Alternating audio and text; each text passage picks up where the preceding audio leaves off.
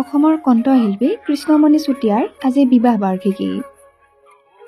বিবাহ বাৰ্ষিকী উপলক্ষে অসমৰ জনপ্ৰিয় কণ্ঠশিল্পী কৃষ্ণমণি চুতীয়াই কি ক'লে বাৰু আপোনালোকে জানেনে?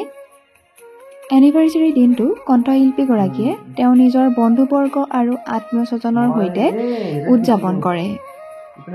বৈবাহিক জীৱনক লৈ কণ্ঠশিল্পীগৰাকীয়ে লিখিলে, মিঠাখিনিক বাদ দি তিতাখিনিৰ মাজেৰে আজি বৈবাহিক জীৱনৰ 6টা বছৰ পাৰ হ'ল। বৈবাহিক জীৱনৰ এই 6টা বছৰ কিদৰে পাৰ হ'ল গমেই নাপালোঁ। মৰম চেনেহক বুকুত লৈ আমি দুয়োৱে আহিব লগা দিনবোৰত যাতে সুস্বাস্থ্য আৰু সুবিবেচনাৰে আগুৱাই যাব পাৰোঁ, তাৰ বাবে সকলোৱে ভগৱানৰ ওচৰত প্ৰাৰ্থনা কৰিব। লগতে কণ্ঠশিল্পীগৰাকীয়ে যিসকলে তেওঁলোকক মৰম আৰু শুভেচ্ছাবাণী দিলে তেওঁলোকক অভিনন্দন জনালে। আমাৰ চেনেলৰ তৰফৰ পৰাও কণ্ঠশিল্পী কৃষ্ণমণি চুতীয়া আৰু তেওঁৰ পত্নীলৈ থাকিল বিবাহ বাৰ্ষিকীৰ অলেখ শুভকামনা আৰু শুভেচ্ছা।